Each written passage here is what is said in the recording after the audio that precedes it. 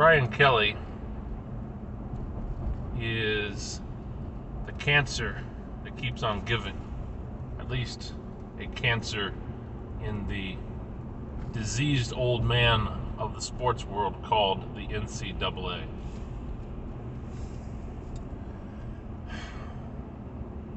McNeese head coach Frank Wilson abruptly resigned to take a job with Kelly. Wilson had been an assistant at LSU for a number of years before moving on to, what the hell is it called? See, I'm going to have to look at my notes. UTSA. And he coached there for 4 years, and then he went on to McNeese and has coached to a 7-11 record for 2 years at something called McNeese. Now, I don't know where McNeese is at, but I know that a 7-11 record stinks. So I suspect his abrupt resignation was not lamented too heavily by the boosters that support the McNeese football program, if McNeese even has boosters and fanatics. You just wonder about these small colleges that have these names. You know, they're named after some benefactor who founded them 80 years ago, and you wonder just who's out there that's supporting them, because you know that they're not getting very much in the way of TV coverage. They're lucky to get radio coverage. They probably get covered by somebody's podcast, but as my podcast indicates, a person can podcast to themselves ad nauseum, and the sound of one podcaster talking, what is it they say? If a podcaster has no audience, did he really say anything? Kind of like the sound of one hand clapping. Well,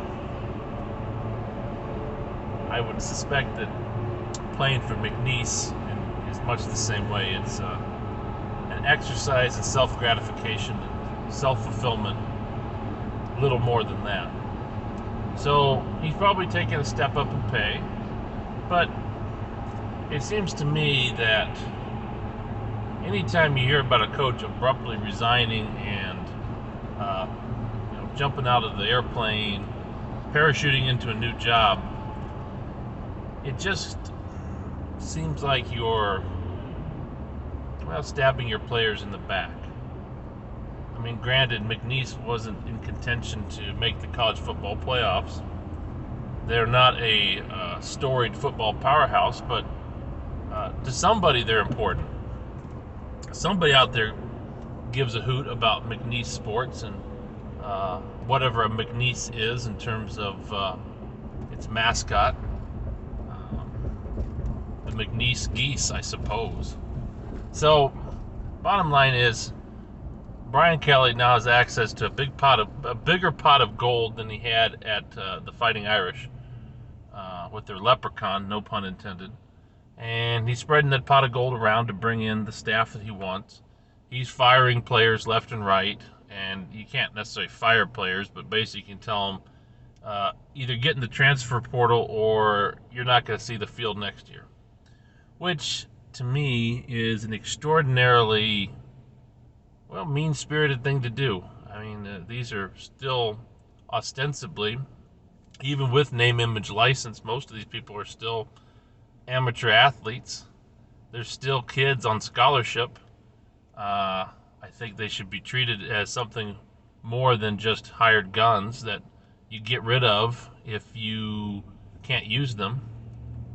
I don't think we want to, we are hastening the transition of college football into professional football, but I would think that we would want to retain some vestige of amateurism and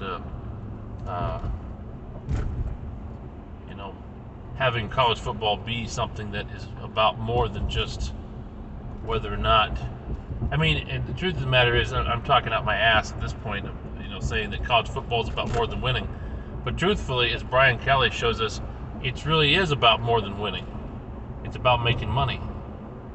why is Texas and Oklahoma leaving the Big 12 to go play in the SEC where they're going to get slaughtered?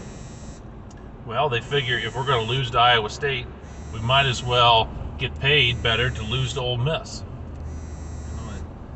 Money is more important than victory to the bean counters running the sports programs.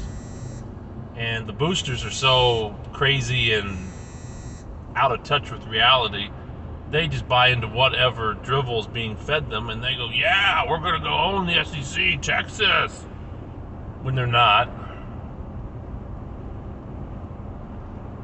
Texas, by the way, is going to start, there's some charity that's going to start paying the offensive linemen $50,000 a year.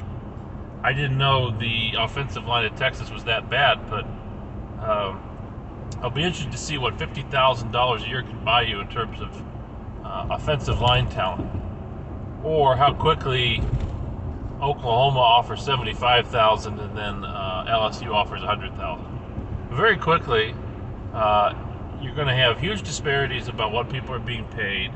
You're not going to have a team anymore. You're going to have employees. You're going to have professional football with all of the commensurate problems that brings. It seems to me that, and this is a problem that's existed for a long time. This is not a new problem. Money in college football has been a problem since forever. And the NCAA basically has acted in the role of a facilitator for a long time. You know, the NCAA was founded to clean up football.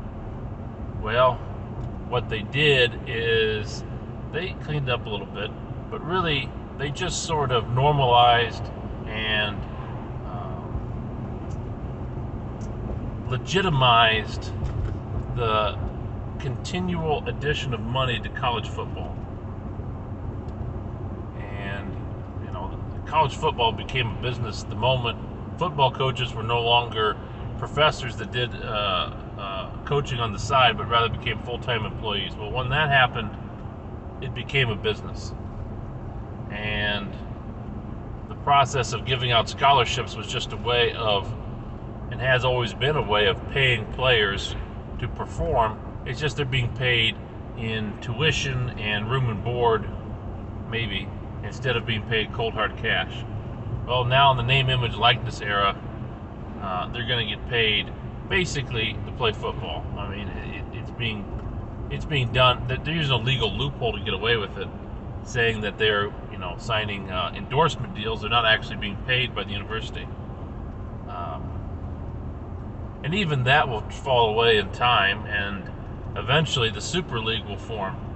So what I would say, though, you know, in life, we hear about facilitators. These are the people that help perpetrators get away with their misdeeds. And the facilitator always gets thrown under the bus at some point. Always. The facilitator is an expendable person or an expendable entity that gets disposed of when it's convenient. Now, the NCAA has facilitated big money being injected into college football and college basketball. I'm sure the NCAA is trying to figure out a role for itself when the 32-team Super League emerges. Well, guess what? When the Super League emerges, the NCAA will not be there. They will either be consigned to regulate the rest of college football, or they will dissolve, which, to be honest, probably wouldn't be a bad thing.